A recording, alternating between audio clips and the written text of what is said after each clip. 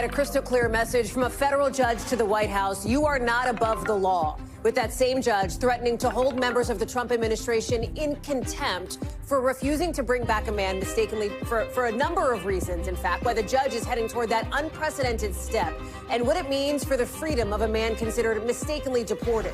Then the stock market's taking a hit tonight after red flags from the Fed over President Trump's tariffs. What that's telling us about the future of your money as the president says he will try the art of the deal with Japan. Plus, a hot spring break destination disappearing, perhaps? At least that's what police in one beach town hope. What might have been the last straw as officials tell partiers their exact words, go somewhere else this spring break season. Then, after days of fear and uncertainty, an American pastor freed from his kidnappers in South Africa. The shootout that left his abductors dead and the pastor unhurt, with police calling this a miracle. Then a Lassie story come to life. Why one man's dog is getting credit for rescuing a toddler who wandered 7 miles from home. Later in the show. Hey, I'm Hallie, and tonight a federal judge is giving the most intense pushback we've seen yet to this White House, essentially saying you are not above the law in a new ruling in just the last couple of hours, threatening criminal contempt against members of the Trump administration. That's over this immigration case the judge is involved in, where he ordered the White House to tell those deportation flights bound for El Salvador to turn around. Flights carrying people, including Kilmar Abrego Garcia, to an El Salvador prison. Remember, the Justice Department openly acknowledges that Abrego Garcia was mistakenly deported. And as we covered 24 hours ago on this show, contempt proceedings may start there, too, with that judge saying she's not getting the answer she wants on how to, in the Supreme Court's own words, facilitate his return to the U.S. The Attorney General today insisting that even if he's returned to a port of entry, as this judge wants, it's not going to matter much for him. Watch. There was no situation ever where he was going to stay in this country. None. None. He would have come back, had one extra step of paperwork, and gone back again. The whole case outraging some Democrats, including one who literally showed up in El Salvador today. Senator Chris Van Hollen of Maryland, with boots on the ground there. He says the government there has denied any visit or any call for now with Abrego Garcia, who, remember, had been living in Maryland. Now, on this contempt issue, the White House promises to immediately appeal. The communications director saying the president is 100% committed to ensuring terrorists and criminal illegal migrants are no longer a threat to Americans. To be clear, remember, no evidence Abrego Garcia is a member of any gang. Big question now, what happens as this battle between the president and the courts seems to be reaching close to a new level tonight? I want to bring in Kelly O'Donnell, who's live for us outside the White House. A couple of different buckets here, Kelly, right? Related, there's like an umbrella over both of them on sort of these controversial deportations. But let's start with these contempt proceedings that could potentially be on the way from Judge Boasberg. Why does he say he's taking this step, which is fairly extraordinary? It's not something you see every day, to say the least.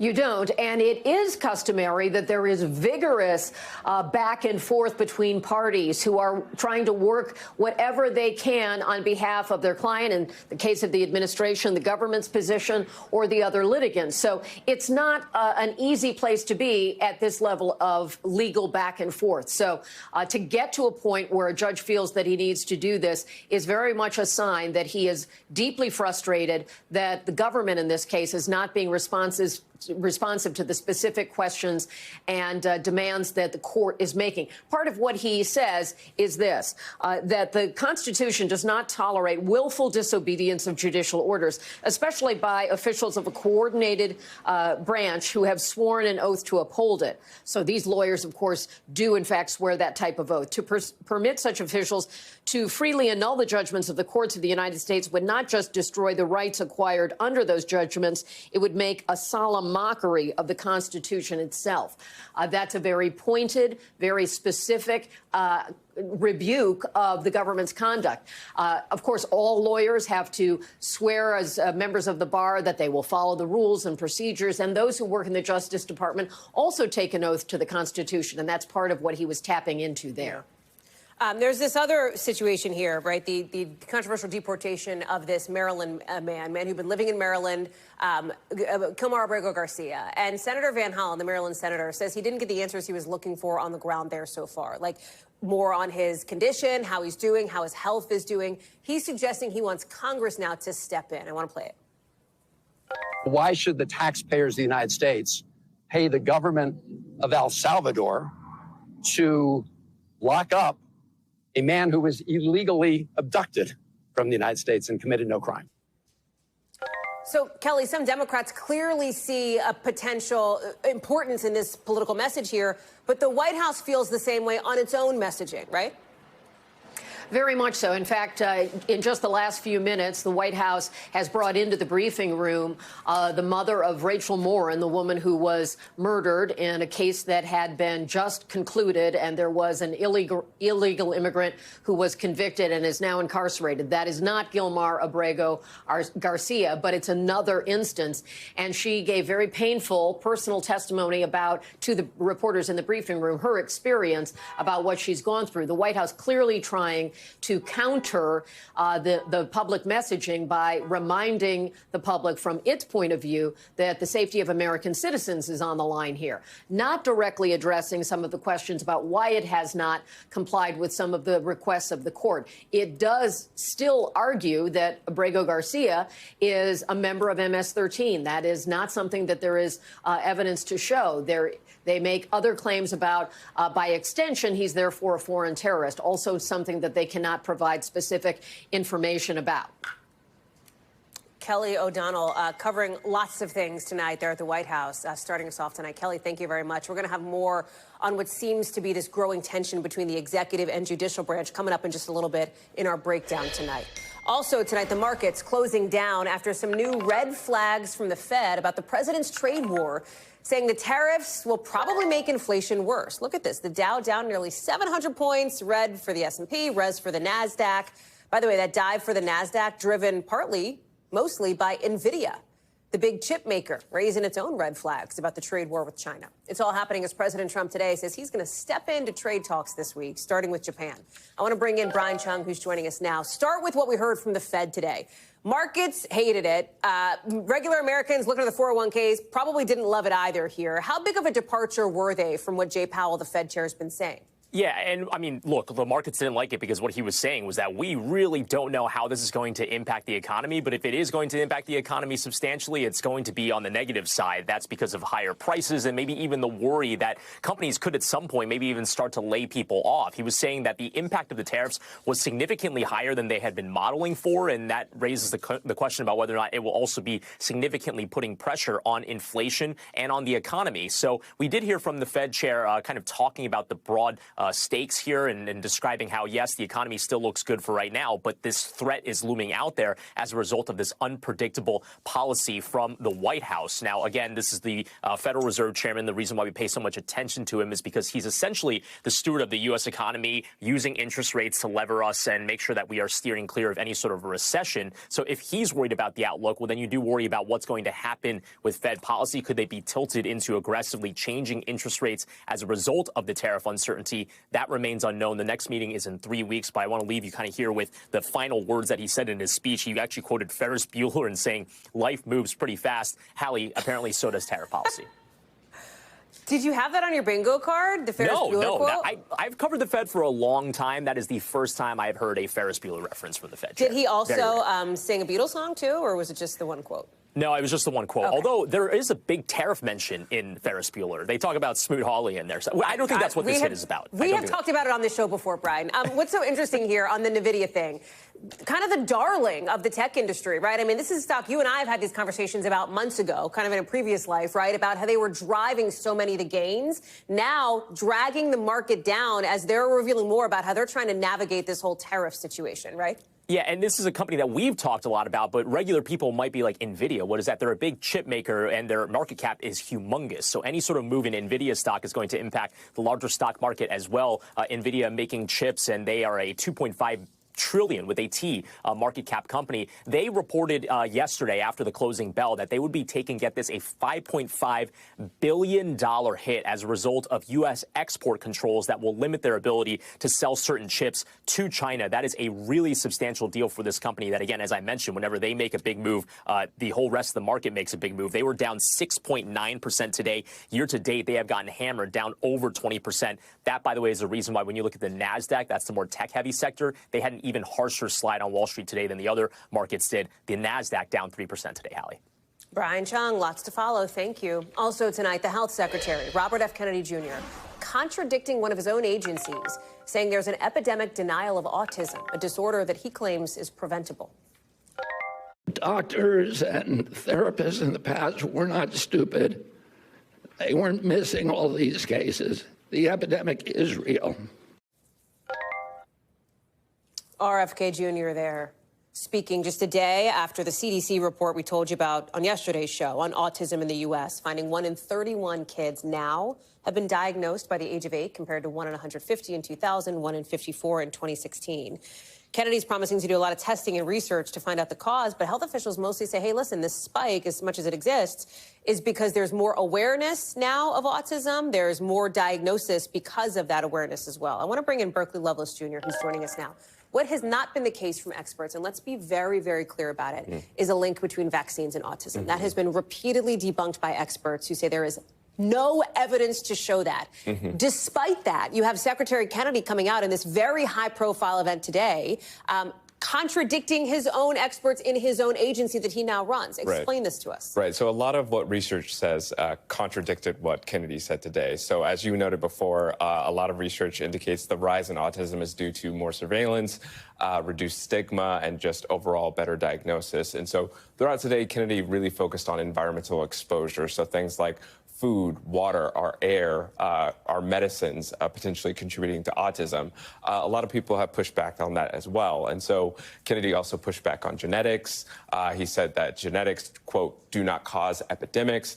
At one point, he also called autism a preventable disease, which is something that experts really push back on as well. And I believe we have a clip on that as well. This is a preventable disease. We know it's an environmental exposure. It has to be. Genes do not cause epidemics. They can provide a vulnerability. You need an environmental toxin. And so while experts agree that environmental exposures may play a role, they don't agree that it's, the main cause of autism. But when Robert F. Kennedy Jr. says that there is an epidemic denial here, what does that mean for the potential spread of misinformation, for example, of vaccine skepticism, which we've already seen have truly life-or-death consequences? Yeah, so there's a lot of concerns about that. Of course, this is coming during the measles outbreak in Texas, where experts are saying this could last up to a year. And so right now, parents are even more distrustful of vaccines. And so now we have this. And let me just stop for a second there. A measles outbreak in which 2 children have died, right? Correct. Both children unvaccinated. The health secretary has visited Texas here, and that is part of what the dynamic is. Right. And so we now have this top official who is now saying he endorses vaccines, but also proving these unproven remedies, such as vitamin A and steroids, which have not been proven to work at all. And so people see this top health official making these claims, and the fears that could increase distrust in vaccines. RFK Jr. put out this September deadline for the research here. Some experts say that seems pretty quick. So from what I've been told is that the only realistic way to get to September is unless Kennedy has come to a predetermined conclusion, which is that vaccines cause autism or food is contributing to autism. Right now, there's actually a little bit of back and forth on whether or not we're actually going to see data in September, whether we're going to get some partial findings or the full findings. But of course, yes, there's a lot of doubt on whether or not we can find a link in 4 months. Who's doing the research? Because we've also covered HHS having a lot of cuts. And so that is another big question we don't know. And so, yeah, we're pushing for those answers. More reporting on that, Berkeley. We look forward to seeing it. You're a busy man on your beat. Appreciate it. Berkeley Loveless Jr., thanks. We're learning new details tonight, new developments now about the man accused of firebombing the Pennsylvania governor's mansion and why he may have done it. According to search warrants just released by police, the suspect apparently called 911 after the attack and said he was upset by Governor Josh Shapiro's stance on the Israeli-Palestinian conflict. He reportedly told the dispatcher he will not take part in his plans for what he wants to do to the Palestinian people, seemingly a reference to Shapiro there. The governor making his first public appearance since Sunday when this happened, telling reporters more about this. Watch. Do you believe that you were targeted because of your faith? I think that's a question for the prosecutors to determine what the mens rea, what the motivation was for this crime. It's not for me to answer. Suspect is still behind bars, hasn't entered a plea yet. I want to get to Shaquille Brewster now. And Shaq, these search warrants say the 911 calls show the suspect's political motivation for the attack here. Tell us more. Yeah. Yeah, and you know, these search warrants, if we just take a quick step back, were essentially to justify the seizure of some of his items. So we know that police in this search took multiple cell phones from him, took his laptop, took a hard drive that they uncovered in his home. They're essentially trying to add substance to what they say he said in the 911 call in the hour or so after the attack. One other tidbit in there, you'll remember that this was an attack that destroyed the piano room, that destroyed, you see some of the pictures there, that destroyed the dining room, a dining room that just hours before Governor Shapiro was hosting that Passover celebration. They say that he told 911 operators essentially all Shapiro has to do now is clean up that banquet room. And he ended the call, according to these court documents, Hallie, by saying, you know where to find me. I'm not hiding, and said he would confess to police if they find him. Shapiro also says he hasn't heard from President Trump since the attack.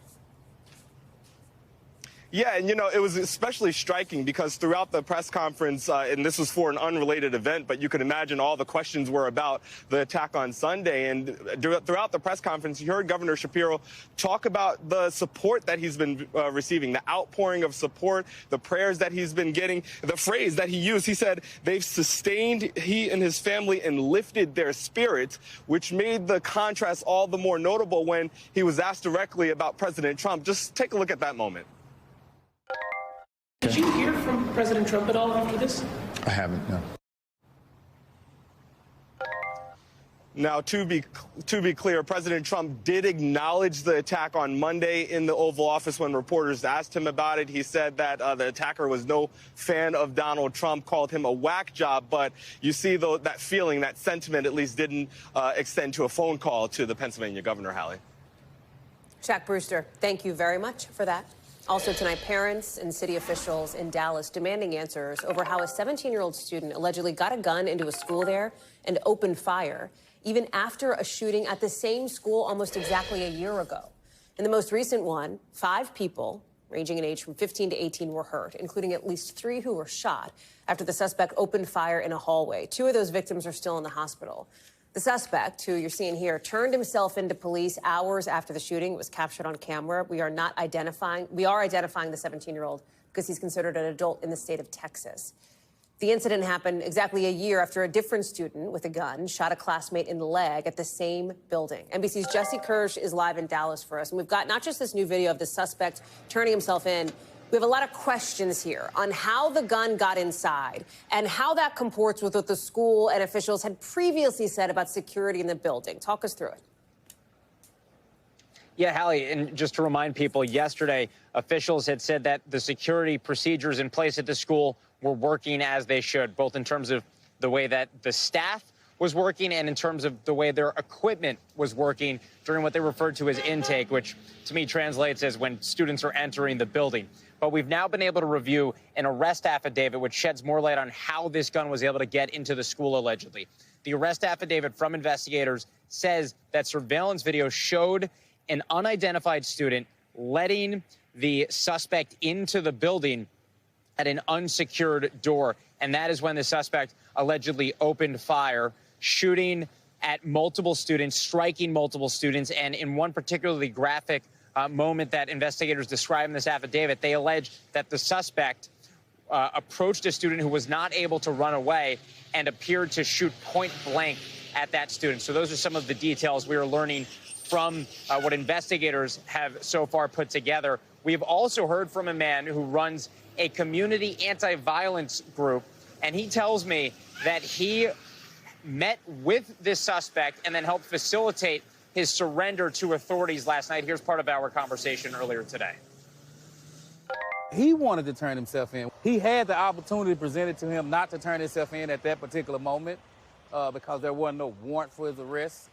And I made a mental note of the young man saying, no, I got to deal with this. I want to turn myself in. He said, I don't want to get killed. And that gentleman I spoke with earlier tells me that part of the reasoning behind this suspect turning himself in, according to the man I spoke with, was there was an element of remorse, he said, for this individual. And the man I spoke with also says that the suspect was fearful for his safety, potentially tied in with who he had this altercation with and also potentially, or excuse me, who he allegedly had this altercation with, and also potentially in regards to how he would potentially feel about police trying to apprehend him if he didn't turn himself in. So this is based on that conversation I had with this gentleman earlier today, and we do have video of this surrender from last night, and we'll be playing more of this later on Nightly News, Hallie. Yeah, we're looking at that now, Jesse, and we'll look for more of it coming up tonight with Lester Holt on Nightly News. Thank you, Jesse Kirsch, live in Dallas. Appreciate it. Also tonight, less than 24 hours before a highly awaited resentencing hearing for the Menendez brothers, a group opposing the move says releasing Eric and Lyle Menendez would have real long-term consequences. That's sending a message to all murderers that you have a second opportunity to be released. And they already been sentenced to life. What makes us as a society to think what's wrong is right? We're saying no to resentencing of murderers who show no remorse and no accountability for what they have done.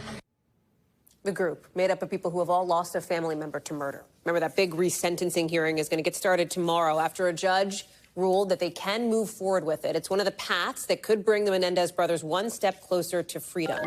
They've also asked California's governor for clemency. They also tried to get a new trial, but the district attorney recommended to a judge that petition be rejected. Dana Griffin is joining us now from L.A. And Dana, there's a lot here, right, in this effort for the brothers who say they were abused by their parents, convicted, of course, of killing them. What do we expect from this hearing tomorrow? Would other groups, victims advocacy groups like what we just saw, would they have a voice here in this resentencing hearing? It's possible that they show up outside the court, but getting in is going to be very tricky. They're likely going to have that lottery system, so probably not showing up. We talked to the group today, and they did not say that they would show up.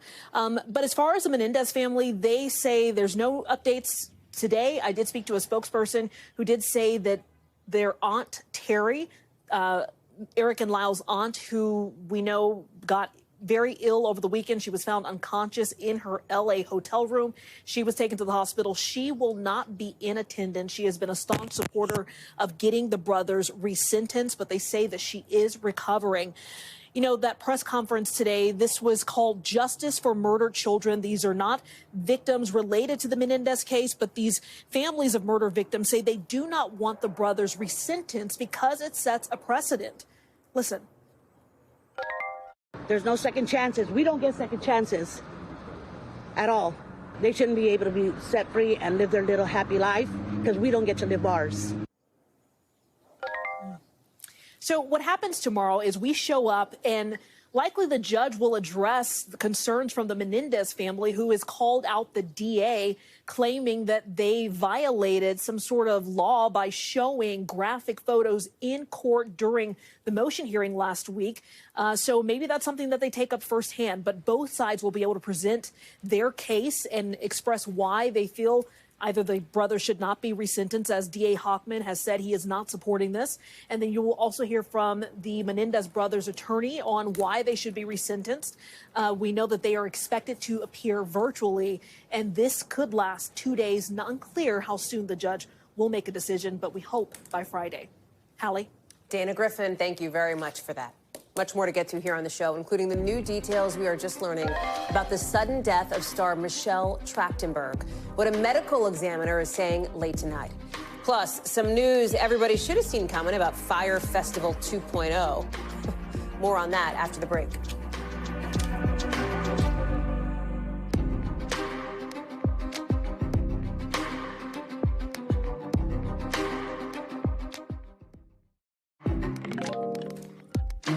To whatever the opposite of breaking news is, because guess what? Fire Festival 2, the redo of the first Fire Fest, guys, may not be happening. It was scheduled just about a month from now, late May, and then suddenly tonight, just in the last couple of hours, the website says, wait a second, no, it's been postponed. It's going to be rescheduled to a later date in the future. The tickets are, I'm quoting here, not available. Remember the last time Fire Fest was supposed to happen? Back in 2017, there was all that promo from big influencers online. There was supposed to be a bunch of music acts, some transformative weekends on a luxurious island. People paid thousands of dollars only to get canceled acts, boxed cheese sandwiches, accommodations in FEMA disaster tent dupes. The festival's promoter, Billy McFarland, who, by the way, spent time in prison for fraud for Fyre Fest 1, did not immediately respond to a request for comment on the postponement of Fyre Fest 2. Savannah Sellers is joining us now. What happened? Okay, Hallie, it's actually kind of a lot to unpack, and we're just getting the information from them. So I'm going to be reading some of it to you from our phone. But essentially, what we have right now is Fyre Festival, the organizers, Billy McFarland, who you mentioned, who did spend that jail time because of fraud the last time around. He directly sent this to me. And what he's saying this is that this is information that is going out to ticket holders. Because remember, tickets had gone on sale. You can see on your screen right now the prices of some of them For and what you can't see. Thousands of dollars. Yes, they went on sale for thousands of dollars. Actually, even one that was being sold for $1.1 million. There it is right there, the Prometheus ticket, that they say they actually had sold one of those. So obviously there's a lot of people out there with tickets right now. They said that they had sold quite a few, more than half of the available 2,000 tickets at this point. And what they're saying is that they're having to change the location. Now, you just pointed out smartly, and we showed a screenshot of the website saying that it's postponed. What we're actually hearing from Fyre, because they removed that and kind of couldn't get ahead of it before it had obviously been screenshotted and the world could see it, they're now saying that the date will be location dependent. So they're not officially saying that it's being postponed, but obviously if they're in the middle of looking for a new location, and this is supposed to be about 6 weeks away, it seems like a pretty good chance. But yes, they are moving the location, Hallie. But what we have and what's being shown to your viewers right now on the screen is that they're essentially saying that they have had a difficult time with the Mexican government. You might remember this has already moved once within Mexico, and this time around with Fyre Festival 2. It started in an area called Isla Mujeres. They said that they were moving forward with that. All of a sudden, the government says, we've never heard of these people. They're not doing it here. They claim that Playa del Carmen, where it was scheduled up until a couple of hours ago, approached them at that point and said, please bring your business here. We want Fyre Festival here. And that even the government made introductions between them and a whole host of people who would have supported the festival, hotels, venues, things like that. And then a couple days after getting international attention, when they did a press conference, Playa del Carmen then said, we've never heard of these guys either. So they're coming out now with what they're calling receipts, saying we've had these issues with the Mexican government, but we had in fact paid partners. We had legitimate partners. I will say, Hallie, I personally I shook hands with who they were saying was their festival operator, a company called Lost Nights out of Mexico. And they do put on big festivals with many more people than the tickets that they were selling for Fyre Festival all over the country of Mexico. So it did seem that at least for a while they had some momentum. But now they're saying that the issue is this location and that they are currently looking for a new location. Importantly, they're offering refunds. So if you decided to even kind of go down this path, you're able to get your money back right now. But we'll see what happens. And I'll come on anytime you want to chat Fyre, Hallie, and tell you the latest. You're keeping your ticket, though, right? For your assignment to go cover Fyre Fest 2? Wherever it lands, count me in. Okay. Or when, or with whom, or where. Yeah, exactly. Savannah Sellers, thank you very much for that. Appreciate that. We'll be looking for you and Joe, of course, tomorrow morning on Morning News Now at 7 a.m. Eastern right here on NBC News Now. Let's get you over to the 5 things our team thinks you should know about tonight. Number 1, some breaking news just into us. The New York City Medical Examiner's Office has actress Michelle Trachtenberg, who died unexpectedly recently, died from complications with diabetes. She was just 39 years old. Her death shocking fans in February. She was known for her roles in Buffy the Vampire Slayer and Gossip Girl. Number 2, Pope Francis today thanking the doctors, nurses, the hospital staff for saving his life after the 5 weeks he spent in the hospital for double pneumonia. At one point, apparently his medical team considered stopping treatment. The Vatican says the Pope is now breathing on his own and slowly making more public appearances, but they say he will not lead Easter events this coming weekend. Number 3, more than 1 million people don't have power in Puerto Rico tonight after energy plants across the island shut down. The power company says it's working to try to get its backup units online, and they're investigating why there was this outage. Officials say it could take 48 hours to get it all back up and running. Number 4, a couple now suing Southwest Airlines after a flight attendant allegedly spilled hot coffee on their 4-year-old son, who apparently got second-degree burns and is now afraid to fly, his family says. Southwest tells NBC News they don't comment on pending litigation. Number 5, take a peek at the sky tonight because weather officials say a solar storm may mean the northern lights could be visible where you are if you've got clear skies. They could get further south than they have before. The storm may also impact things like satellite operations and the power grid just because of all the geomagnetism in the sky. So listen, it is officially spring break season, and officials in one Florida beach town are saying, shut it down.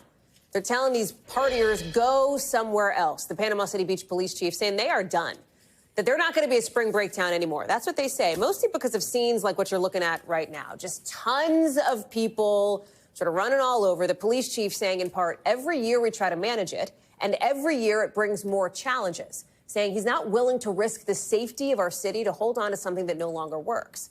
And officials say it's that safety that is fueling the push to end spring break there. I want to get to Steve Patterson, who I think I'm allowed to say knows Panama City Beach, knows what it's like to be a spring breaker there. I'm not telling any stories now. But here's the thing. Just because these officials say we are done being a spring break destination doesn't mean that's actually going to happen, right? First of all, we have to address what you just said. Yes, I took my senior high school spring break there, which is a number that is far closer to the 90s than it is the modern era. And my friends and I were such dorks that we brought our own Xbox. Okay, so I'm not the authority on the party scene in Panama City. I don't think the police are worried about Xboxing high school students at Panama City Beach. They were you know not. what I mean? Like they're worried about not. these scenes of just people running all over the place. Yeah, and they have reason to be concerned. Look, the police there are alleging, 3,000 traffic violations, 800 arrests. There was this horrific scene in Pier Park where 3 people got shot, 3 teens arrested. There's some gang violence, some gang affiliation. There is a lot that people there have to put up with, and this is really just the chief saying, we're fed up with this. I think the question is, can they change the culture, the atmosphere? The answer, I think, has to be yes, because we've done reporting on something like this just a year ago, Miami Beach. They said, we're done. We're breaking up with spring break. And I went back to look at, is anything different now? Absolutely. There's barricades, there's curfews, there's police everywhere. The whole scene has changed, but now business owners are complaining that they went a step too far. So they just have to sort of figure out with the stakeholders, the police, everybody involved, how far do you want to push this? How far do you want to push people out of what you're seeing there? Hallie. It's also too late for this spring break season, right? I mean, kids in D.C., they're out of school this week. This is part of the lead up to Easter week spring break. They're already there if they're trying to change anything. Any discussion now is planning for next year, Hallie. That's it. Steve Patterson, noted spring breaker, joining us tonight with that correspondenting. Thank you, Steve. Appreciate you. Thanks for coming on. Coming up, the growing tension between the White House and the courts. What happens when the Trump administration tests the limits of its power against the judicial branch? Plus, what is weather doping, and why are there so many people upset over how players of one sport are using it? That's next.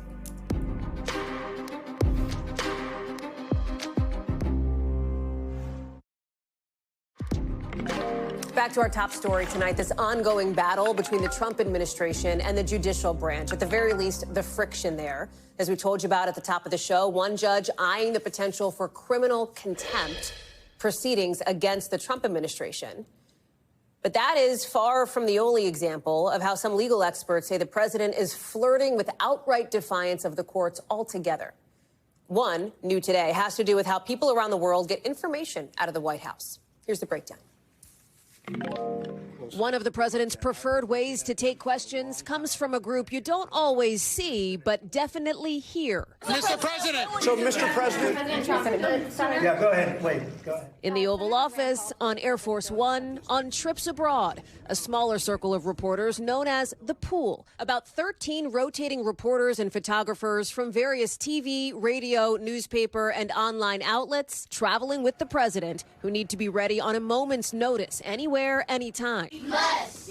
Like after September 11th, responsible for showing the world George W. Bush's impromptu speech in Florida. And until today, the pool would typically include 3 spots for the wire services, the AP, Reuters, and Bloomberg, outlets whose reports end up in local news in every state. How much of America, hundreds of miles from Washington, gets its news? Now, no more. Those outlets' access limited after the White House changed things up as part of an ongoing fight with the AP, which was banned from the pool after it declined to change its style guide to refer to the Gulf of America, as the White House renamed it, instead of the Gulf of Mexico. Asking the President of the United States questions in limited spaces, such as the Oval Office in Air Force One, is a privilege that unfortunately has only been granted to a few. It is not a legal right for all. But a federal judge overruled the White House, saying just last week the ban is contrary to the First Amendment. Instead of reinstating AP access, after the judge said the AP can't be treated worse than other wires, the administration, which is appealing, reconfigured pool procedures altogether, downgrading the wires. It's just one example of what some experts say is the administration testing the limits of its executive branch power to push back on the judicial branch. The idea behind our courts is that these are branches of government that are really a final check against unlawfulness, against criminality, against unconstitutional conduct. Members of the Trump administration are seeking to make the court small. Take those controversial deportation flights to El Salvador, a federal judge ordering them stopped last month. And today, giving the government one last chance to comply before contempt proceedings. Then there's the Maryland judge weighing contempt proceedings in a different case, chastising the administration for ignoring a Supreme Court ruling to facilitate the return of a man who was deported because of an administrative error, in the words of the Justice Department. And in February, the White House had to be repeatedly ordered by federal judges to restore funding to agencies like USAID. The vice president at the time writing judges aren't allowed to control the executive's legitimate power. What we see unfolding is something that is truly unheard of in American national history, and it's unfolding in real time. Still, President Trump has suggested he would not outright defy the nation's highest court, saying last week when asked about the Maryland deportation case, said bring somebody back, I would do that. I respect the Supreme Court. And the lower court judge as well. He's been asking for daily I'm not talking about the lower court. I have great respect for the Supreme Court. The president there speaking with, by the way, one of the wire services. Now, the White House, with those new pool procedures in place today, says they are adding outlets that they say reflect conservative and new media viewpoints. A court of appeals will hear arguments from both sides of the ongoing legal case tomorrow. Also tonight, a lot of questions about this funding fight between the White House and Harvard University and what it could mean for people's health and safety. Harvard's medical school, a leader in all kinds of life-saving medical research. For example, in 2021, research there led to the creation of the Johnson & Johnson COVID vaccine. In the 80s, they made key discoveries in the HIV/AIDS field. Back in 1954, they helped facilitate the first clinical trials of oral contraceptives. In 1952, the first kidney transplant, and we can take the list all the way back to the late 1700s and the creation of the smallpox vaccine. This is super important, in some cases quite literally life or death stuff. But now with about $2 billion in federal funds frozen to Harvard after the university refused to comply with the list of demands from the White House, real questions now about what this means for medical research from the school moving forward. The potential for changes to groundbreaking work being done on cancer treatments, tuberculosis, tests for brain diseases like Alzheimer's and ALS, all of it under scrutiny tonight. Rahema Ellis is live for us from Harvard's campus in Cambridge, Massachusetts. And Rahema, you spoke with a top scientist there who says she is mentally preparing to have to kill the animals used in her tuberculosis study. Talk us through the concerns that you're hearing from some of the researchers.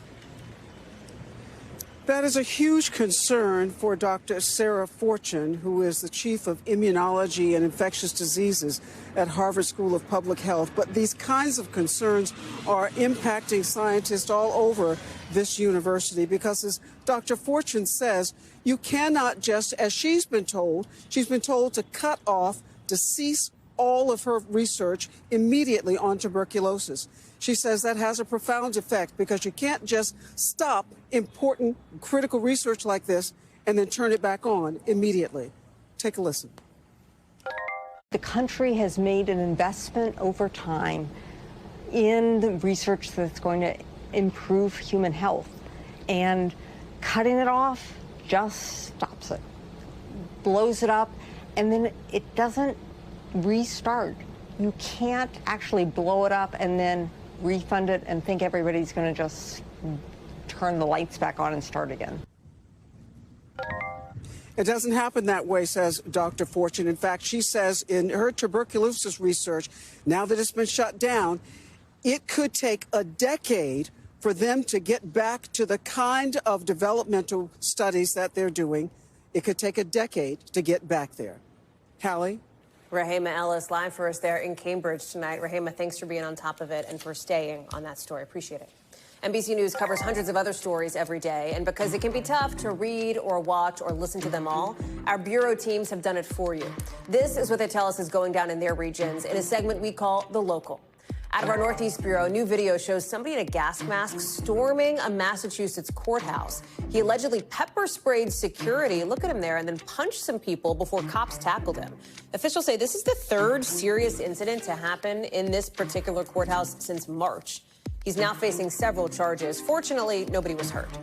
Out of our Midwest Bureau, take a look. This is somebody that is not like a guy who put himself into a hole. He is apparently sinking in sand at a Michigan beach. He says he was out looking for rocks when he stepped on a soft spot and got trapped in this hole that felt like quicksand.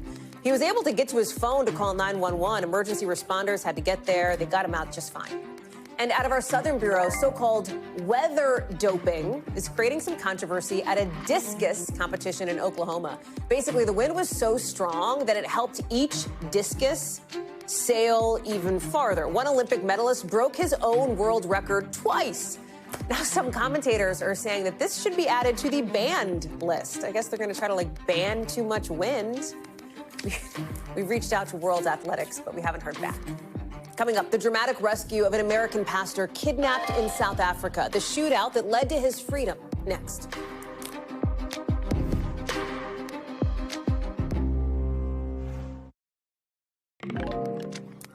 New fallout tonight after the Trump administration rolling out today an announcement it's suing Maine after the state didn't comply with the president's ban on trans athletes in high school sports. Here's the Attorney General. The state of Maine is discriminating against women by failing to protect women in women's sports. Pretty basic stuff. The Justice Department says Maine is violating Title IX, the law that protects against sex-based discrimination in schools that get federal money. But Maine's governor says this lawsuit is just the latest in an unprecedented campaign to pressure the state. Some of the back and forth started earlier this year with this moment here in Washington. Watch. You better comply because otherwise you're not getting any federal funding. See you in court. Every state, good, I'll see you in court. I look forward to that.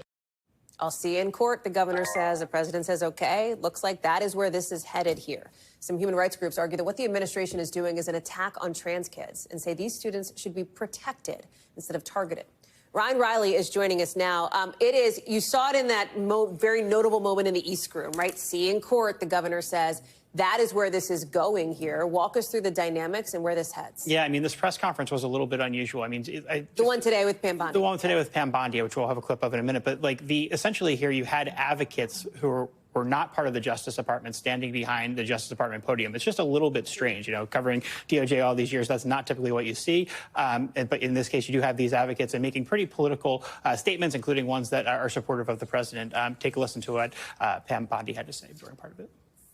No boy will be undressing in a girl's locker room. No boy will be walking in a woman's restroom. And no boy, when we're finished with this, will be beating young girls in sports.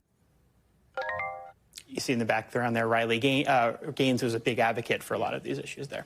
The Trump campaign back in 2024 saw this issue as politically advantageous for them in the run-up to the election here. It seems as though the Trump administration continues to have that thinking, that this is something where we're pushing this message and pressing this issue as it relates to the Attorney General, as it relates to what the White House is doing, could be helpful for them politically. Yeah, I mean, the polling numbers, I think, back that up. I do think that this is an issue where they do have, there's a lot of questions about, how this policy all plays out. It is one of those issues, in terms of the Civil Rights Division within DOJ, you always see these tremendous pendulum swings from administration to administration. And that's sort of the same case here, where you're seeing them backing away from a lot of these cases that were brought during the prior administration, et cetera. But I do think, we're going to see even bigger of a pendulum swing than we normally do, even though that's usually kind of at the center of a lot of things. You just see these massive changes within the Civil Rights Division and their approach to a lot of these issues. And we're hearing from advocacy groups that this could be harmful for trans kids. Exactly, yeah. And they also point out that there's a very small number of athletes who are actually at the issue here. And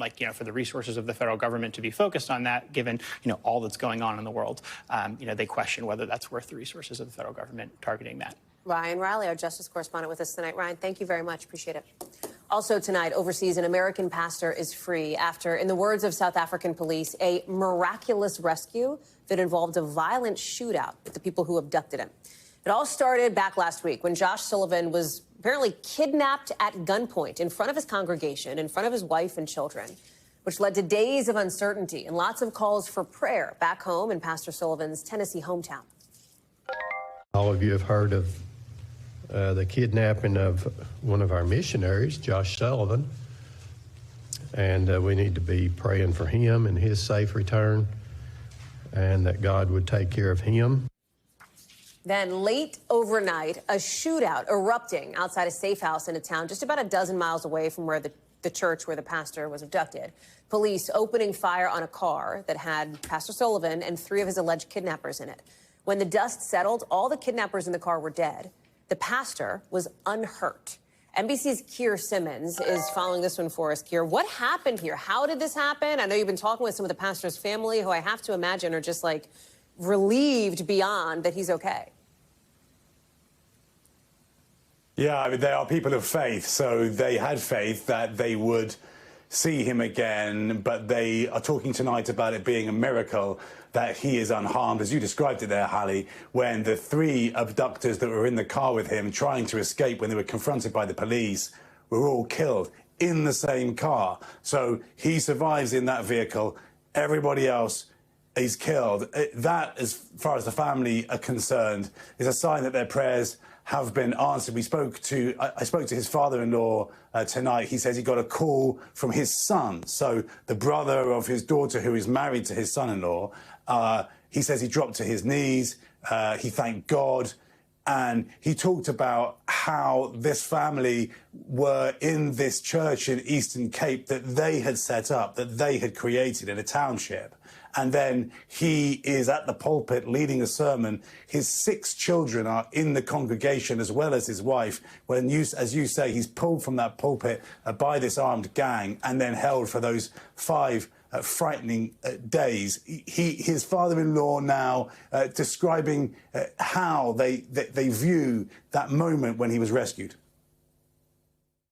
Josh was in the vehicle. There was 4 in the vehicle. 3 came out dead. Josh came out alive.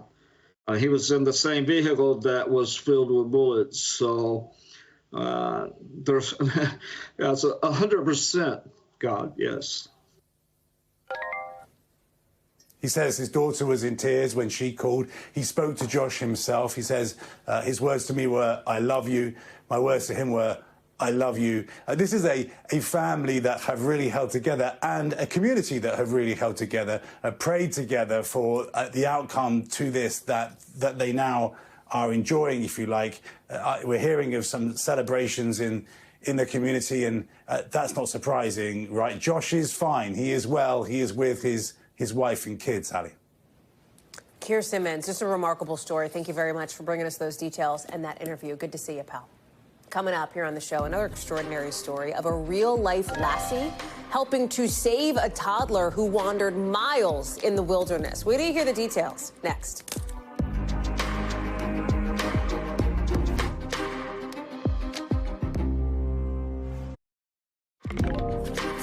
Tonight, man, where do you hear this one? A dramatic rescue in Arizona. A toddler got lost, wandered through the wilderness for miles, only to be saved by a real-life lassie, kind of.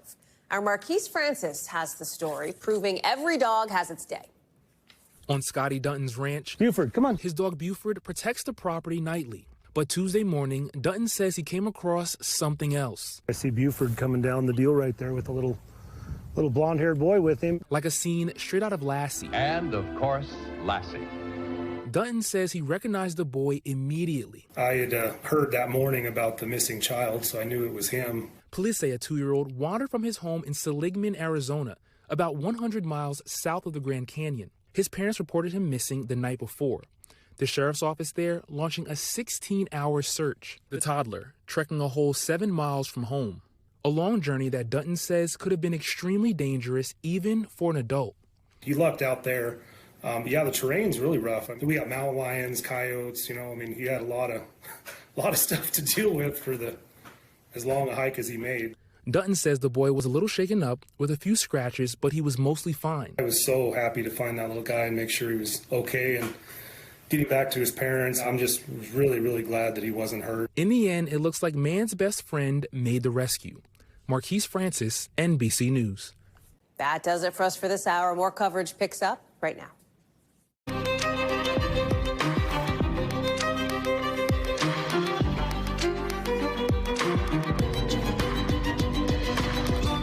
Tonight, a crystal clear message from a judge to the White House. You are not above the law, as he's threatening to hold members of the Trump administration in contempt, potentially, for refusing to turn around those deportation flights to El Salvador.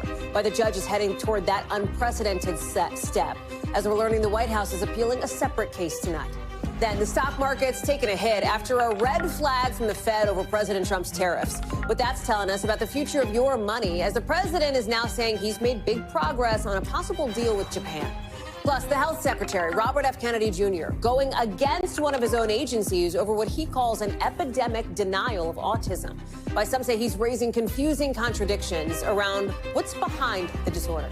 Then it's all come down to this for the Menendez brothers. A hearing tomorrow over to re-sentence the convicted murderers. Why one group is trying to stand in the way tonight, saying the brothers' release could have real consequences. Then, file it maybe under news that everybody probably saw coming. Fyre Fest 2, possibly postponed. Definitely not in Playa del Carmen anymore. How the music festival ended up in this very interesting position for round 2 later in the show. Hey, I'm Hallie, and tonight a federal judge is giving the most intense pushback we've seen yet to this White House, essentially saying you are not above the law in a new ruling in just the last couple of hours, threatening the possibility of criminal contempt against members of the Trump administration. It's over the immigration case this judge is involved in, where he ordered the White House to tell those deportation flights bound for El Salvador to turn around. Flights carrying people, including Kilmar Abrego Garcia, sending them to an El Salvador prison. That is a separate case here, but related. Remember, the Justice Department openly acknowledges that Abrego Garcia was mistakenly deported. Contempt proceedings may start in that instance as well. But just in the last 40 minutes, we're learning the Trump administration is appealing that judge's order to, quote unquote, facilitate his return to the U.S. It's a case that has infuriated some Democrats, including one who literally showed up in El Salvador. This is Senator Chris Van Hollen, boots on the ground there from Maryland. Remember, that's where Abrego Garcia lived. He said El Salvador's government has denied any visit or call for now with Abrego Garcia. And on this contempt issue, the White House promises to immediately appeal that one, with one official saying the president is 100% committed to ensuring terrorists and criminal illegal migrants are no longer a threat to Americans. To be clear, Abrego Garcia has never been charged with being a gang member.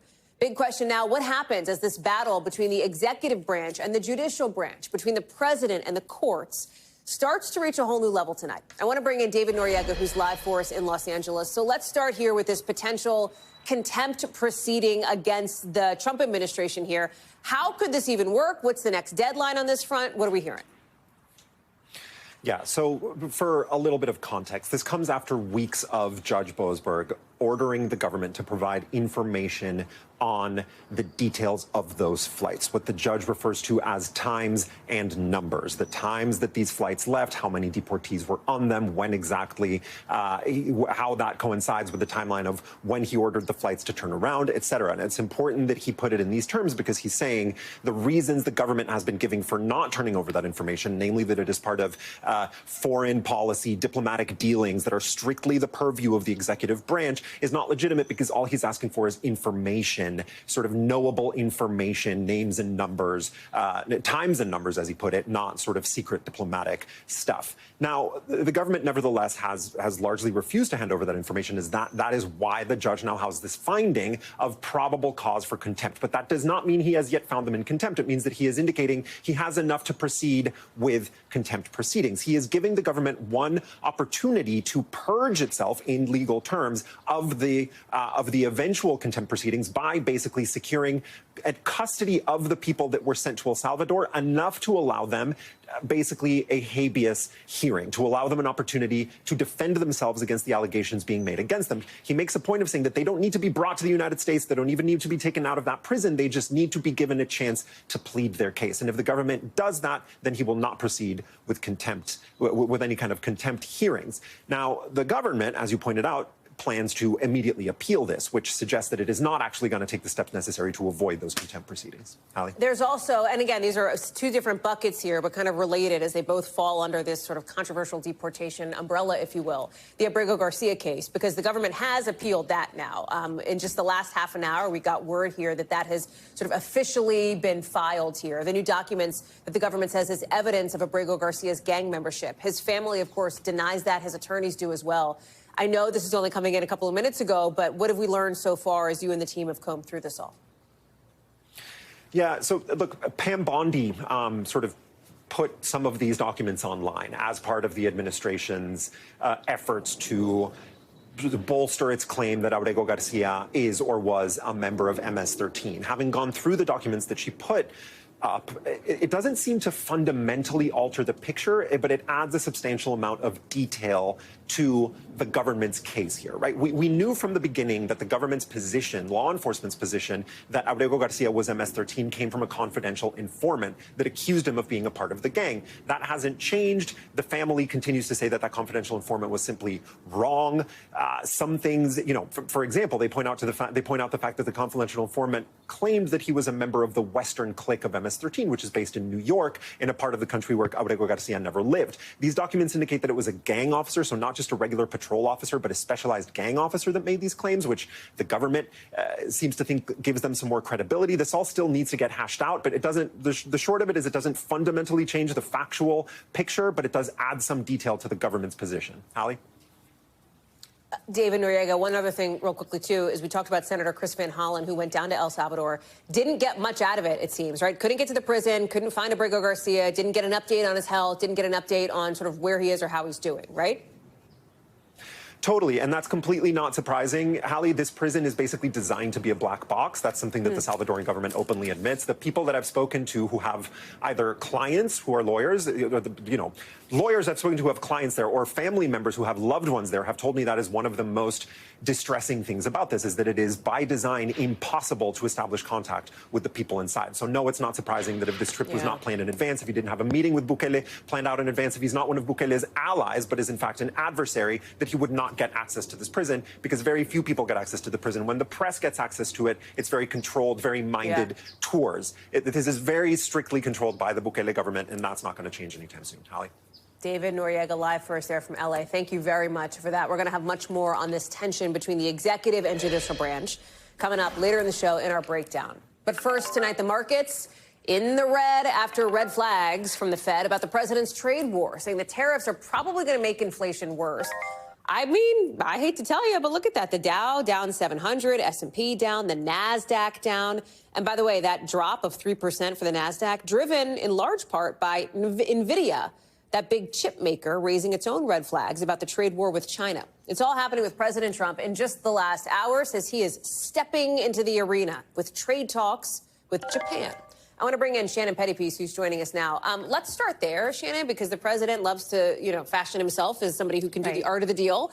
And he is now getting involved in these discussions, these negotiations over tariffs with Japan. Why is that so significant here?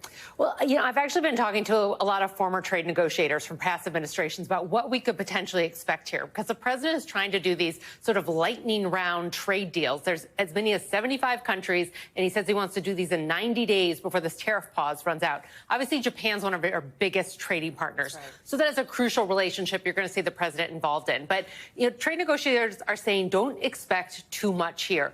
A lot of the low-hanging fruit has already been picked off in past trade deals. We've done a number of deals with the Japanese.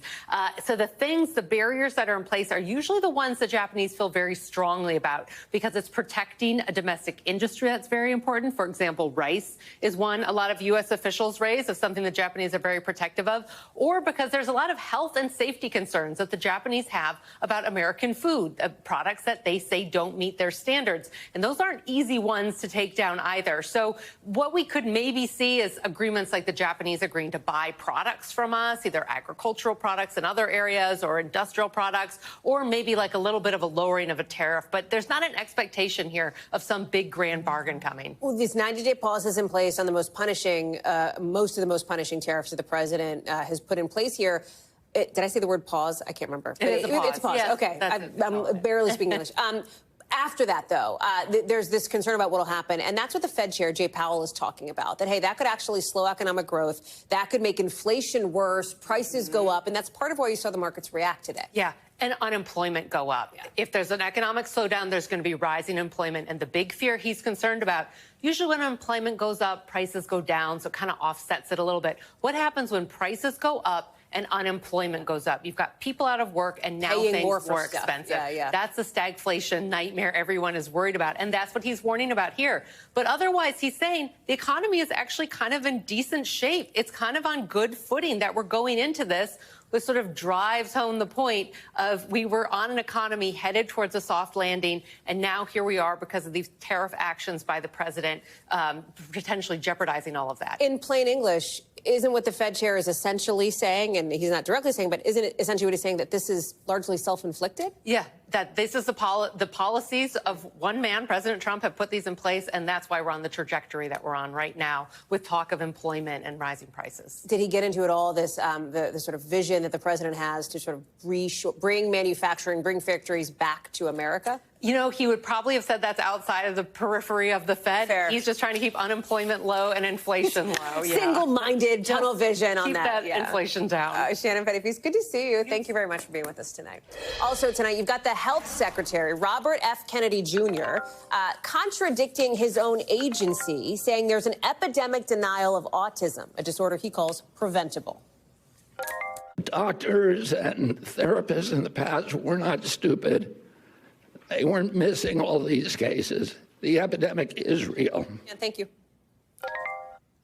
RFK's remarks coming after that CDC report we told you about yesterday that says autism numbers have gone up in this country. 1 in 31 children under the age of 8 diagnosed, compared to 1 in 54 in 2016, 1 in 150 in 2000. Now, experts say that is almost entirely because of more awareness, better testing for this diagnosis of autism. Even as RFK Jr. says something very different. I want to bring in Berkeley Loveless Jr., who's joining us now. And Berkeley, talk us through, sort of in really clear terms here, where this conflict is. Because Robert F. Kennedy Jr. has talked about vaccinations being behind autism. There is no expert that says there is evidence to support that. That has been widely debunked for many, many years now at this point. So the focus on this is certainly notable. Right. So, and it's really unclear how much weight Kennedy is giving those other factors. So experts say the rise in autism rates actually really has to do with greater awareness, better surveillance, and reduced stigma. But throughout his speech today, Kennedy really focused on environmental exposures, things like food, water, air, our medicine, including vaccines. He also pushed back on evidence that genetics play a role, saying genetics, quote, do not cause epidemics. So a lot of this contradicts what the CDC report and other health experts have been saying for a while right now, Hallie. And it's also, of course, concerning, as you were noting, that he has previously made false claims connecting the vaccines to autism. And he's using language. We talk about how words matter here. He's using language like the idea that there is an epidemic denial, that autism is a preventable disease. Those words in this community are somewhat surprising to people. Explain that. Yeah, so at one point he did call it a preventable disease, a term experts really disagreed with. Experts say autism is isn't a single disease, but a complex disorder with a broad spectrum of symptoms and traits. The framing, I've been told, is likely to anger some parents and families because there's no evidence that autism can be avoided, nor would some call it a disease. During that press conference today, Kennedy spoke about struggles that some families face, but once again linked it back to arguments that it could be prevented. And so definitely some concerns about that. The man Kennedy has tapped to help with this sort of big research push here is somebody who has a history of promoting this debunked theory that there's a link between vaccines and autism. So what does that mean for the potential for possibly conclusions that are flawed? What are you hearing from experts on that? Yeah, so there's a lot of concerns about this. I've been told with the September deadline, the only way to get to that would be for Kennedy to already have a predetermined conclusion of what that would be. So basically, the vaccines or food cause autism. Of course, there is a lot of concern about that. But from what I'm hearing is that we could just get a partial hearing of what he finds in September, maybe not the full results. So we'll have to wait and see about that. But there's definitely a lot of concerns about what he'll actually find in these studies. Our medical reporter, Berkeley Loveless, thank you very much for that. We are getting new developments tonight about the man accused of firebombing the house of the Pennsylvania governor and why he may have done it. According to search warrants just released by police, the suspect called 911 after the attack and said he was upset by the governor's stance on the Israeli-Palestinian conflict, apparently telling a dispatcher he will not take part in his plans for what he wants to do to the Palestinian people, seemingly referencing Shapiro there, the governor of Pennsylvania, Josh Shapiro. Governor Shapiro also making his first public appearance today since that news conference the day after, or the day of, that attack on Sunday. Watch. Do you believe that you were targeted because of your faith? I think that's a question for the prosecutors to determine what the mens rea, what the motivation was for this crime. It's not for me to answer. Suspect is still in jail, has not entered a plea yet. I want to get to Shaquille Brewster now, who's following this for this. And Shaq, it seems like even, Governor Shapiro didn't want to directly get into that question here, but the suspect clearly had some issues based on these warrants, perhaps with who he is and his positions here.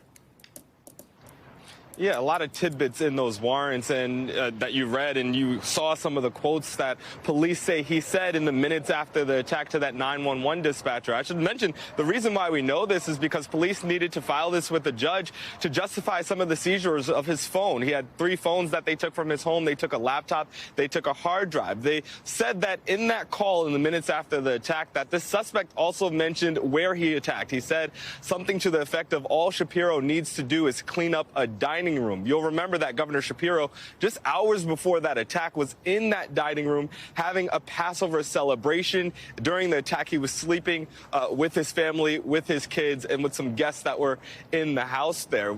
We also learned that apparently at the end of the call, according to police, this suspect said essentially, "You know where to find me. I'm not hiding," and promised to confess. When you look at the rest of those court documents, it looks as if they say he did confess after he turned himself in later on Sunday, Hallie. The governor also said he hasn't heard from President Trump since the attack. Yeah, Hallie, and this was really striking. This was an unrelated event connected to manufacturing, but when it was open to questions from reporters, obviously a lot of the questions were about the attack on Sunday. And Governor Shapiro really thanked the outpouring of support for his family, the prayers he says that his family has been receiving. He said they've helped sustain him and his wife, he and his wife. But then a reporter asked about President Trump and if the president has reached out to him, and just listen to that moment and look at the body language there. Did you hear from President Trump at all after this? I haven't, no.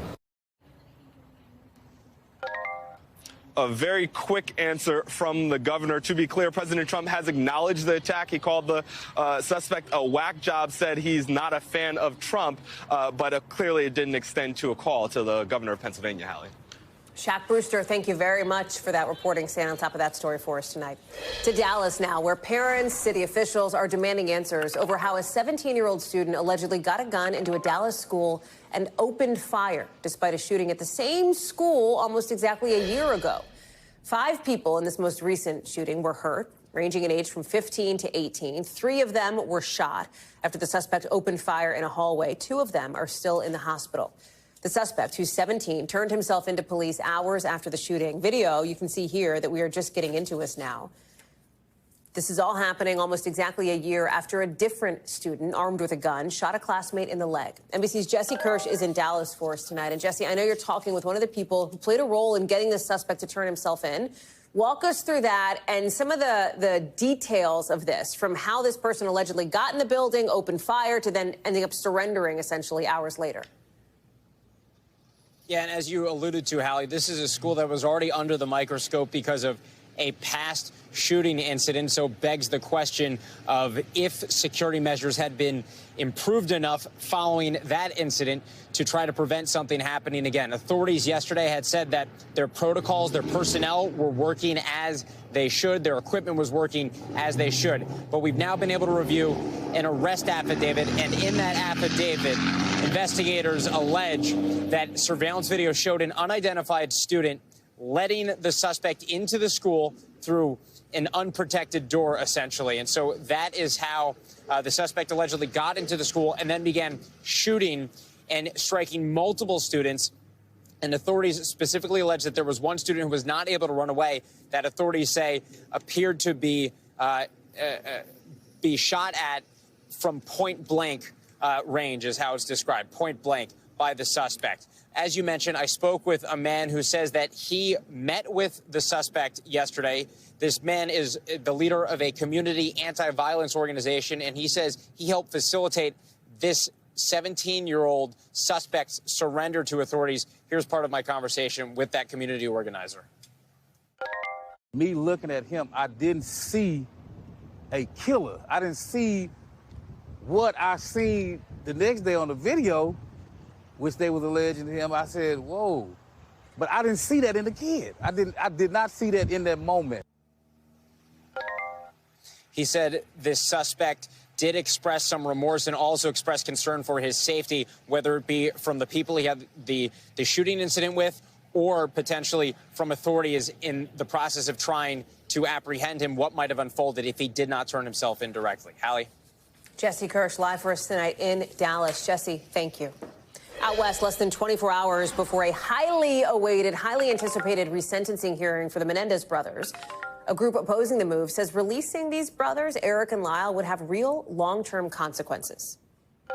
That's sending a message to all murderers that you have a second opportunity to be released. And they already been sentenced to life. What makes us as a society to think what's wrong is right? We're saying no to resentencing of murderers who show no remorse and no accountability for what they have done. The group, made up of people who have all lost a family member to murder. Remember, that big resentencing hearing is happening tomorrow after the brothers spent 3 decades in prison for the murder of their parents.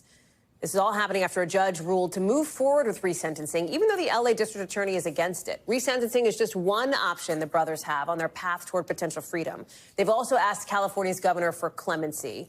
There's also this petition for a new trial. Seems like the door is shut on that one, however. I want to bring in Dana Griffin, who is joining us now with more.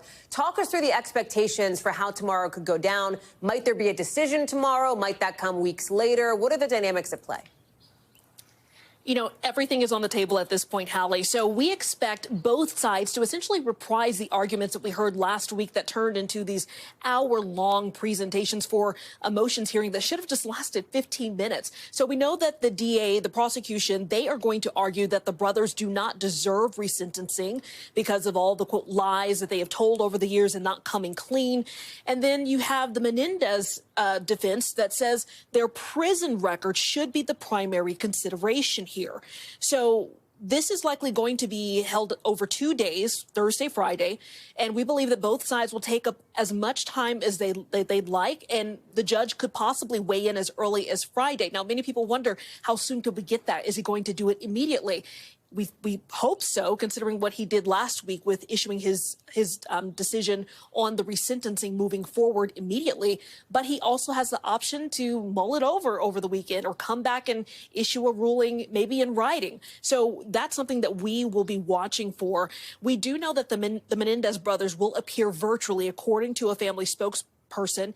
And last week we heard from a cousin who says that they will be submitting written testimony. So not sure if we'll actually hear from them in court. Another person we won't see is their aunt, Terry Baralt, who, you know, was found unconscious in her LA hotel room over the weekend. She is recovering, but will not be able to be there. Hallie? Dana Griffin, thank you very much. More to come on that story tomorrow for sure. Appreciate it. Coming up here on the show, one of the country's most famous spring break destination is telling college kids go somewhere else now. Plus, the pretty stinky diss one tennis player is serving to a big opponent.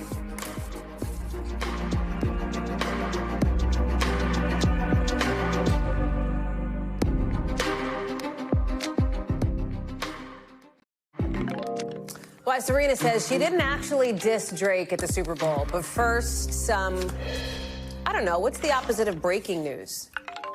Fyre Festival 2 having some location problems, folks. The festival was scheduled for late May in Playa del Carmen in Mexico. But look at this, its website suddenly announcing today that it's postponed, that it's going to have to be rescheduled for a later date in the future. Now, the site says tickets are, quote, currently not available. Can't buy them. Can't spend hundreds of your hard-earned real American dollars on Fyre Fest Part 2. Remember Part 1? What was supposed to be Part 1 back in 2017, that huge promo from influencers online, this star-studded event it was supposed to be with, you know, musicians on an island that was really nice. People paid thousands of dollars. What did they get? Canceled acts, cheese sandwiches, accommodations that were basically FEMA disaster tent dupes. Billy McFarland, the festival's founder, promoter, spent years in prison for fraud because of Fyre Fest 1. He did not immediately respond to a request for comment on what's happening with Fyre Fest 2, which he is also involved in. Savannah Sellers is joining us now. What happened? Okay, Hallie, it's actually kind of a lot to unpack, and we're just getting the information from them. So I'm going to be reading some of it to you from our phone. But essentially, what we have right now is Fyre Festival, the organizers, Billy McFarland, who you mentioned, who did spend that jail time because of fraud the last time around.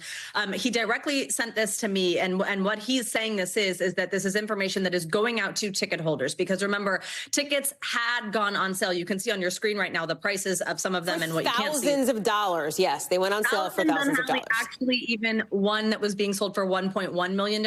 There it is right there, the Prometheus ticket, that they say they actually had sold one of those. So obviously there's a lot of people out there with tickets right now. They said that they had sold quite a few, more than half of the available 2,000 tickets at this point. And what they are saying is that they are having to change the location. Now, you just pointed out smartly, and we showed a screenshot of the website saying that it's postponed. What we're actually hearing from Fyre, because they removed that and kind of couldn't get ahead of it before it had already been screenshotted and the world could see it, they're now saying that the date will be location dependent. So they're not officially saying that it's being postponed, but obviously if they're in the middle of looking for a new location, and this is supposed to be about 6 weeks away, it seems like a pretty good chance. But yes, they are moving the location, Hallie. But what we have and what's being shown to your viewers right now on the screen is that they're essentially saying that they have had a difficult time with the Mexican government. You might remember this has already moved once within Mexico, and this time around with Fyre Festival 2. It started in an area called Isla Mujeres. They said that they were moving forward with that. All of a sudden, the government says, we've never heard of these people. They're not doing it here. They claim that Playa del Carmen, where it was scheduled up until a couple of hours ago, approached them at that point and said, please bring your business here. We want Fyre Festival here, and that even the government made introductions between them and a whole host of people who would have supported the festival, hotels, venues, things like that.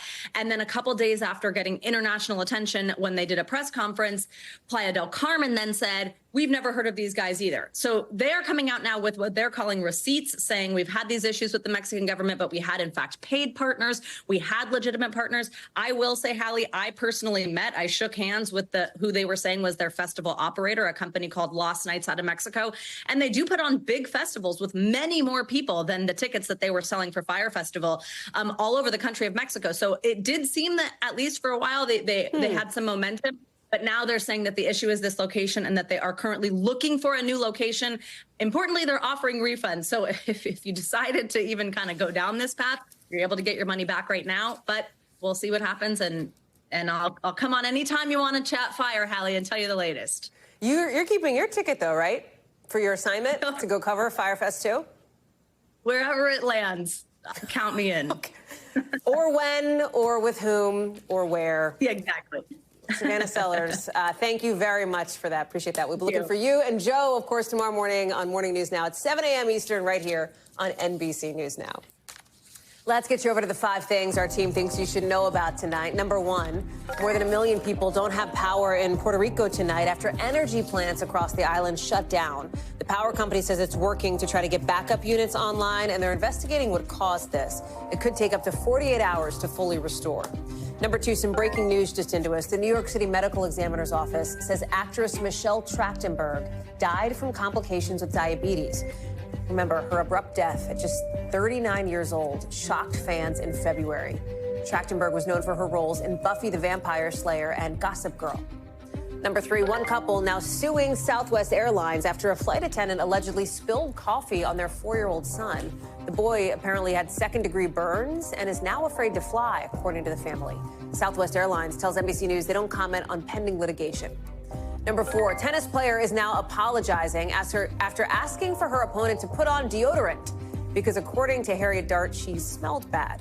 Dart says on Instagram it was a heat-of-the-moment comment. Her opponent, seemingly unbothered, posting this picture of her on court with an image holding deodorant. It's a little clap back. Speaking of disses, number 5, remember when Serena Williams went viral for dancing at the Super Bowl halftime show when Kendrick Lamar played? The internet blew up with a ton of speculation she was shading her ex, Drake, who's in the middle of that rap beef with Kendrick Lamar.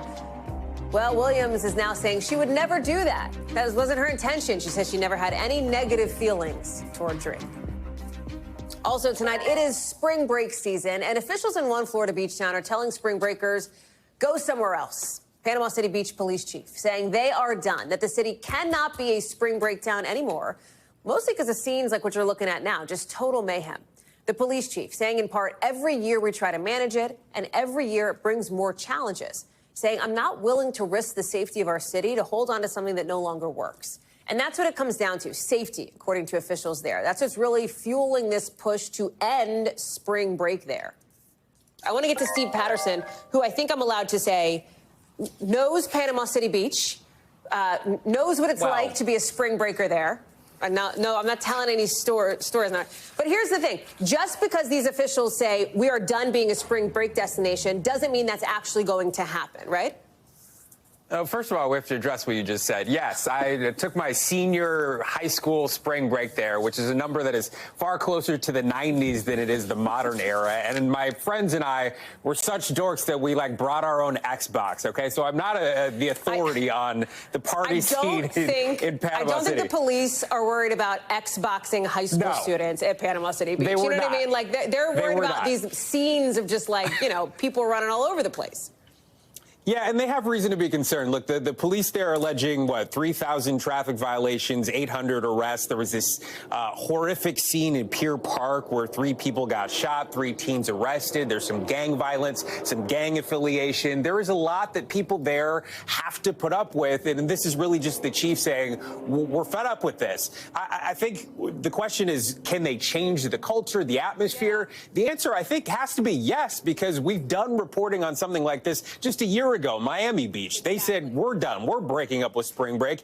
And I went back to look at, is anything different now? Absolutely. There's barricades, there's curfews, there's police everywhere. The whole scene has changed, but now business owners are complaining that they went a step too far. So they just have to sort of figure out with the stakeholders, the police, everybody involved, how far do you want to push this? How far do you want to push people out of what you're seeing there? Hallie. It's also too late for this spring break season, right? I mean, kids in D.C., they're out of school this week. This is part of the lead up to Easter week spring break. They're already there if they're trying to change anything. Any discussion now is planning for next year, Hallie. That's it. Steve Patterson, noted spring breaker, joining us tonight with that correspondenting. Thank you, Steve. Love you, Steve. Coming up, the new charges against a doctor accused of having what's being described as a lust for killing. And Belgian teens arrested for smuggling thousands of ants in Kenya. The explanation they're giving for abducting the insects.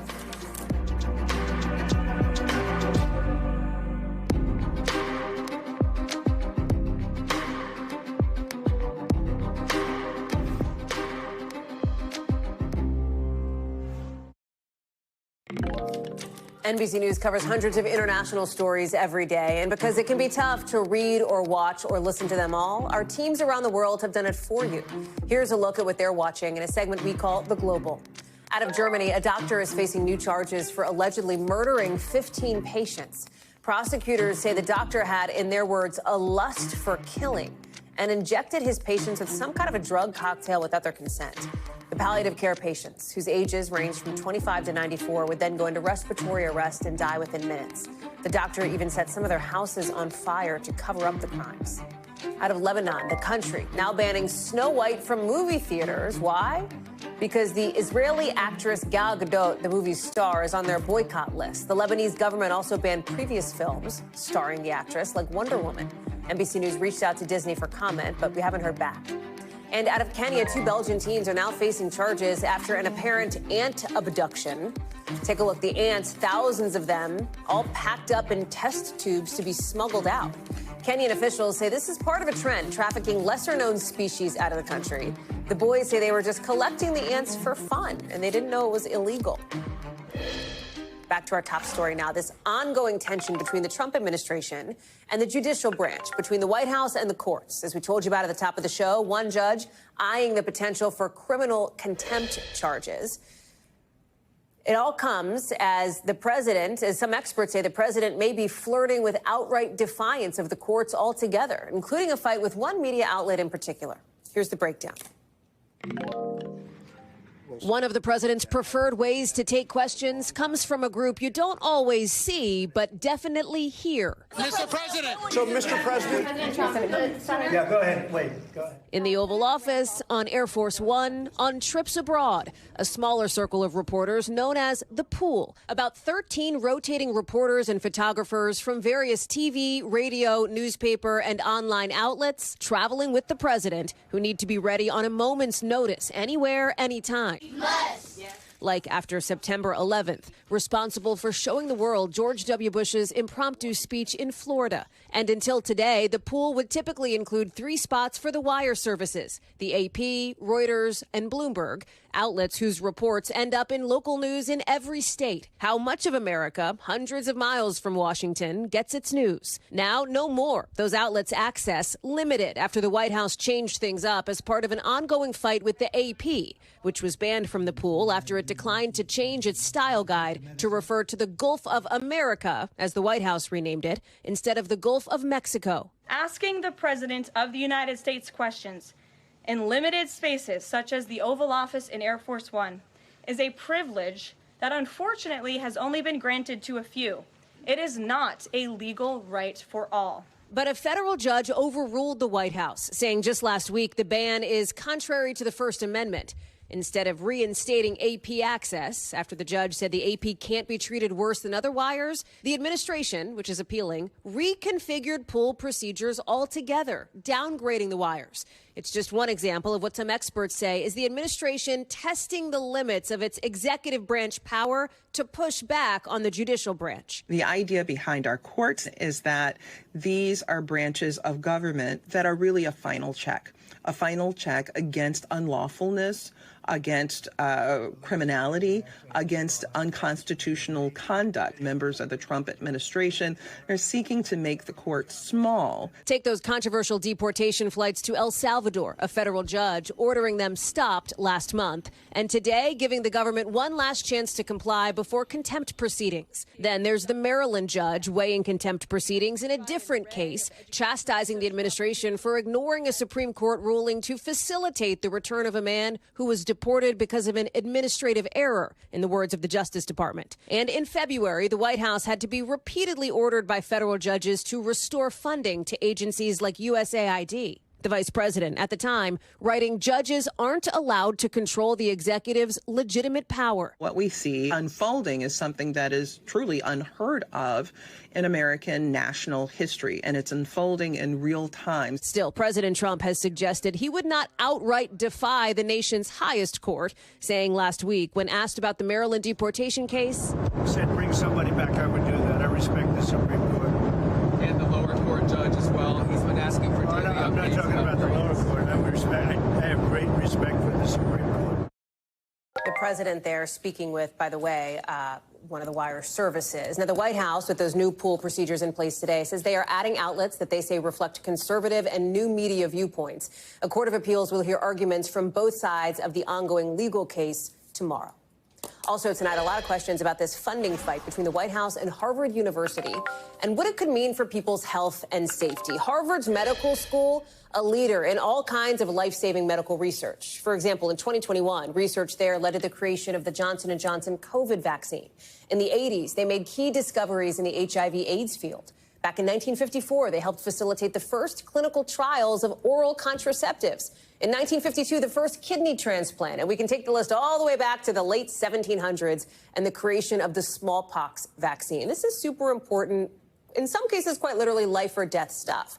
But now, with about $2 billion in federal funds frozen to Harvard after the university refused to comply with the list of demands from the White House, real questions now about what this means for medical research from the school moving forward. The potential for changes to groundbreaking work being done on cancer treatments, tuberculosis, tests for brain diseases like Alzheimer's and ALS, all of it under scrutiny tonight. Rahema Ellis is live for us from Harvard's campus in Cambridge, Massachusetts. And Rahema, you spoke with a top scientist there who says she is mentally preparing to have to kill the animals used in her tuberculosis study. Talk us through what the concerns that you're hearing from some of the researchers. That is a huge concern for Dr. Sarah Fortune, who is the chief of immunology and infectious diseases at Harvard School of Public Health. But these kinds of concerns are impacting scientists all over this university because, as Dr. Fortune says, you cannot just, as she's been told to cut off, to cease all of her research immediately on tuberculosis. She says that has a profound effect because you can't just stop important, critical research like this and then turn it back on immediately. Take a listen. The country has made an investment over time in the research that's going to improve human health, and cutting it off just stops it, blows it up, and then it doesn't restart. You can't actually blow it up and then refund it and think everybody's going to just turn the lights back on and start again. It doesn't happen that way, says Dr. Fortune. In fact, she says in her tuberculosis research, now that it's been shut down, it could take a decade for them to get back to the kind of developmental studies that they're doing. It could take a decade to get back there. Hallie? Rahema Ellis live for us there in Cambridge tonight. Rahema, thanks for being on top of it and for staying on that story. Appreciate it.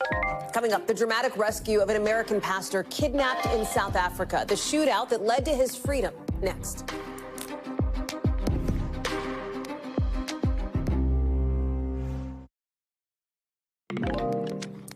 New fallout tonight after the Trump administration rolling out today an announcement it's suing Maine after the state didn't comply with the president's ban on trans athletes in high school sports. Here's the Attorney General. The state of Maine is discriminating against women by failing to protect women in women's sports. Pretty basic stuff. The Justice Department says Maine is violating Title IX, the law that protects against sex-based discrimination in schools that get federal money. But Maine's governor says this lawsuit is just the latest in an unprecedented campaign to pressure the state. Some of the back and forth started earlier this year with this moment here in Washington. Watch. You better comply because otherwise you're not getting any federal funding. See you in court. Every state, good, I'll see you in court. I look forward to that. I'll see you in court, the governor says. The president says, okay. Looks like that is where this is headed here. Some human rights groups argue that what the administration is doing is an attack on trans kids and say these students should be protected instead of targeted. Ryan Riley is joining us now. You saw it in that very notable moment in the East Room, right? See in court, the governor says. That is where this is going here. Walk us through the dynamics and where this heads. Yeah, I mean, this press conference was a little bit unusual. I mean, the one today with Pam Bondi. The one today with Pam Bondi, which we'll have a clip of in a minute. But essentially here you had advocates who were not part of the Justice Department standing behind the Justice Department podium. It's just a little bit strange, covering DOJ all these years. That's not typically what you see. But in this case, you do have these advocates and making pretty political statements, including ones that are supportive of the president. Take a listen to what Pam Bondi had to say during part of it. No boy will be undressing in a girl's locker room. No boy will be walking in a woman's restroom. And no boy, when we're finished with this, will be beating young girls in sports. You see in the background there, Riley Gaines was a big advocate for a lot of these issues there. The Trump campaign back in 2024 saw this issue as politically advantageous for them in the run-up to the election here. It seems as though the Trump administration continues to have that thinking, that this is something where we're pushing this message and pressing this issue as it relates to the Attorney General, as it relates to what the White House is doing, could be helpful for them politically. Yeah, I mean, the polling numbers, I think, back that up. I do think that this is an issue where they do have, there's a lot of questions about, how this policy all plays out. It is one of those issues, in terms of the Civil Rights Division within DOJ, you always see these tremendous pendulum swings from administration to administration. And that's sort of the same case here, where you're seeing them backing away from a lot of these cases that were brought during the prior administration, et cetera. But I do think, we're going to see even bigger of a pendulum swing than we normally do, even though that's usually kind of at the center of a lot of things. You just see these massive changes within the Civil Rights Division and their approach to a lot of these issues. And you were hearing from advocacy groups that this is could be harmful for trans kids. Exactly. Yeah. And they also point out that there's a very small number of athletes who are actually at the issue here. And for the resources of the federal government to be focused on that, given, all that's going on in the world, they question whether that's worth the resources of the federal government targeting that. Ryan Riley, our justice correspondent with us tonight. Ryan, thank you very much. Appreciate it. Also tonight, overseas, an American pastor is free after, in the words of South African police, a miraculous rescue that involved a violent shootout with the people who abducted him. It all started back last week when Josh Sullivan was apparently kidnapped at gunpoint in front of his congregation, in front of his wife and children, which led to days of uncertainty and lots of calls for prayer back home in Pastor Sullivan's Tennessee hometown. All of you have heard of the kidnapping of one of our missionaries, Josh Sullivan, and we need to be praying for him and his safe return, and that God would take care of him. Then late overnight, a shootout erupting outside a safe house in a town just about a dozen miles away from where the church where the pastor was abducted. Police opening fire on a car that had Pastor Sullivan and 3 of his alleged kidnappers in it. When the dust settled, all the kidnappers in the car were dead. The pastor was unhurt. NBC's Keir Simmons is following this one for us. Keir, what happened here? How did this happen? I know you've been talking with some of the pastor's family, who I have to imagine are just relieved beyond that he's okay. Yeah, I mean, they are people of faith, so they had faith that they would see him again, but they are talking tonight about it being a miracle that he is unharmed, as you described it there, Hallie, when the 3 abductors that were in the car with him trying to escape when they were confronted by the police were all killed in the same car. So he survives in that vehicle. Everybody else is killed. That, as far as the family are concerned, is a sign that their prayers have been answered. I spoke to his father-in-law tonight. He says he got a call from his son, so the brother of his daughter who is married to his son-in-law. He says he dropped to his knees. He thanked God. And he talked about how this family were in this church in Eastern Cape that they had set up, that they had created in a township. And then he is at the pulpit leading a sermon. His 6 children are in the congregation, as well as his wife. When as you say, he's pulled from that pulpit by this armed gang and then held for those 5 frightening days. His father-in-law now describing how they view that moment when he was rescued. Josh was in the vehicle. There was 4 in the vehicle. 3 came out dead. Josh came out alive. He was in the same vehicle that was filled with bullets. So there's that's 100% God, yes. He says his daughter was in tears when she called. He spoke to Josh himself. He says his words to me were, "I love you." My words to him were, "I love you." This is a family that have really held together, and a community that have really held together, prayed together for the outcome to this that they now are enjoying, if you like. We're hearing of some celebrations in the community, and that's not surprising, right? Josh is fine. He is well. He is with his wife and kids, Hallie. Keir Simmons, just a remarkable story. Thank you very much for bringing us those details and that interview. Good to see you, pal. Coming up here on the show, another extraordinary story of a real-life lassie helping to save a toddler who wandered miles in the wilderness. Wait till you hear the details. Next.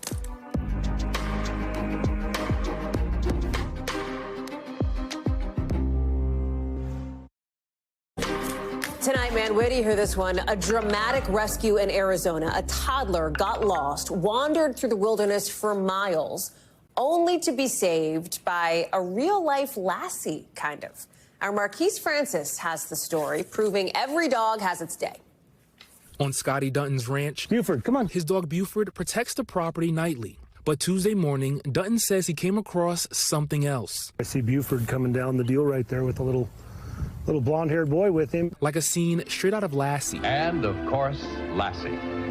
Dutton says he recognized the boy immediately. I had heard that morning about the missing child, so I knew it was him. Police say a 2-year-old wandered from his home in Seligman, Arizona, about 100 miles south of the Grand Canyon. His parents reported him missing the night before.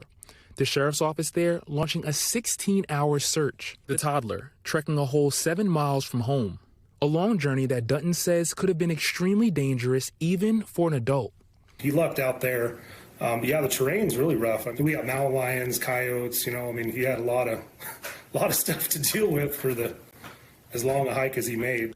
Dutton says the boy was a little shaken up with a few scratches, but he was mostly fine. I was so happy to find that little guy and make sure he was okay and getting back to his parents. I'm just really, really glad that he wasn't hurt. In the end, it looks like man's best friend made the rescue. Marquise Francis, NBC News. That does it for us for this hour. More coverage picks up right now.